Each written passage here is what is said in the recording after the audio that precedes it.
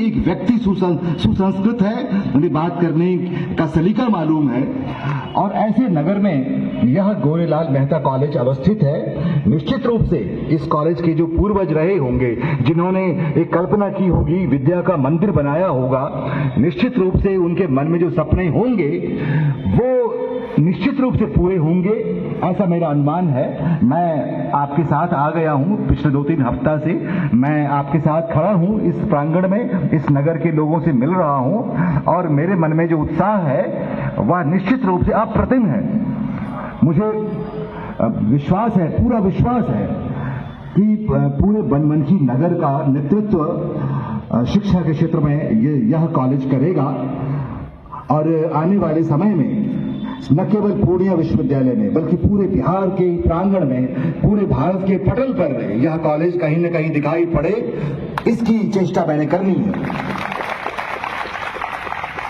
निश्चित रूप से इसमें आप लोगों का सहयोग भी चाहिए। अकेला चना भार नहीं फूटता, ऐसा कहते हैं हमारे यहाँ कि एक व्यक्ति कुछ नहीं करता। संगे शक्ति कलो युगी, हमारे यहाँ कहा गया है कि अगर आप कई लोग मिल जाएं तो इस कलयुग में भी कमाल हो सकता है। यह जो हमारा काल चल रहा है, कहते हैं कि हर तरफ अव्यवस्थाएं हैं। एक बात मैं और कहना चाहता हूं। मैं देहरादून से आया हूं। देहरादून का नाम आपने सुना होगा। भारत के मानचित्र पर देहरादून हिमालय का एक नगर है। देहरादून के ऊपर मसूरी एक नगरी है। उस नगरी में एक कॉलेज है जहां मैं अध्यापक था अभी, वहां से मैं आया और वहां का जो रहन सहन है वो थोड़ा सा फर्क है यहाँ के मुकाबले। मेरे साथ कई पत्रकार बंधु यहाँ बैठे हैं, कई सीनियर सिटीजन्स हैं। मैं उनके सामने ये बात कहना चाहता हूँ कि बिहार का जो एक चित्र है, जो बिहार से बाहर है, वह थोड़ा सा अलग किस्म का है।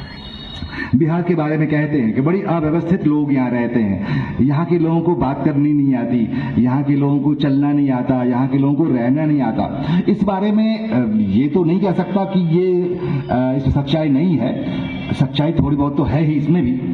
अब मैं अपने कई साथियों से ये बात करता रहा हूँ, कई जो शहर के जिम्मेदार नागरिक हैं उनसे भी मेरी भेंट होती रहती है, तो मैं इस विषय को मैं उठाता रहा। आपके सामने मैं सार्वजनिक रूप से उठाता हूँ कि हमारा बिहार कैसा होना चाहिए। अब मैं देख रहा हूँ कि पिछले कई दिनों से सड़कों पर कीचड़ बहुत रहता है।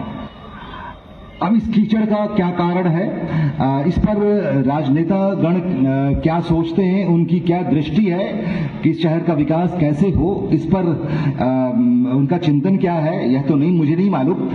लेकिन यहाँ कई पत्रकार बंधु बैठे हैं, मैं उनके सामने ये बात कहना चाहता हूँ कि यदि आप शहर को खूबसूरत बनाना चाहते हैं कि शहर में नालियां जरूर बनाएं।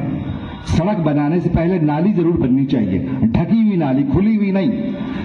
तो आप पत्रकार बंधु इस बात को नोट करें कि शहर की खूबसूरती कैसे हो, इस पर थोड़ा विजन हमारा होना चाहिए, राजनेताओं का विजन, चाहे वो विधायक हो या सांसद हो या यहाँ नगर परिषद के पार्षद हो, अध्यक्ष हो, या हमारे छात्र संघ के जो चुनाव होते हैं उसमें भी निर्वाचित होते हैं बच्चे, वो भी इस बात का संज्ञान लें कि आप किस प्रकार का शहर बसाना चाहते हैं, किस प्रकार का गांव बसाना चाहते हैं। नंबर 1। नंबर 2, अगर नाली बन भी गई, सड़क बन भी गई, खूबसूरत बन गई, उसको खूबसूरत बनाने की जिम्मेदारी भी हमारे ऊपर ही है। हम लोग जो विद्यार्थी हैं, जो शिक्षक हैं, हम लोग उसके लिए क्या कर सकते हैं।